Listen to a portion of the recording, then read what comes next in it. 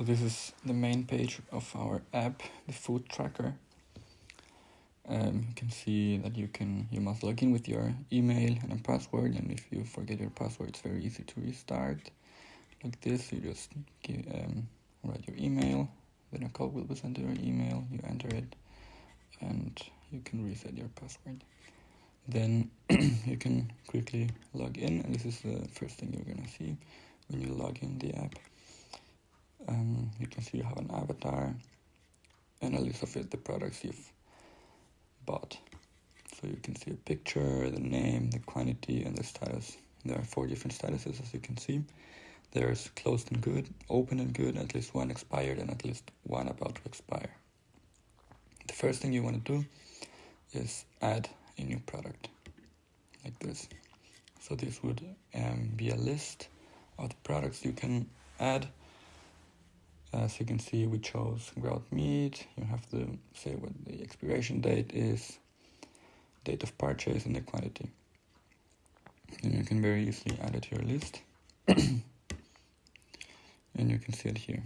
So the default status is gonna be closed and good because you haven't opened it yet, but you can do it very easily like this. And you can see all the specifications of your product. You can open it as you want, and you can see that the expiration date also changes as you open the product. The color over here, and obviously the status. So now you can see you have your ground meat and all the other products you had before. So you can go on the tomatoes because you see there's one about to expire. You can see that they expire tomorrow. The quantity of the ones that are going to expire is 2 of the 5 in total. So if you eat them, those 2 tomatoes that were about to expire, you can just delete them, and the status will be changed to opened and good.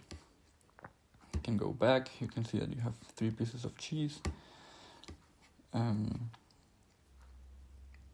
One of them is already expired, so you can just delete it, and then the status of the cheese of the other 2 pieces that you bought at the same time will also change. The milk that is also about to expire, you can just see when, so it's gonna be tomorrow. Then you can as well go to your profile like this. You can change your username, you could change your password, and also you can find recipes for the products that you still have like this.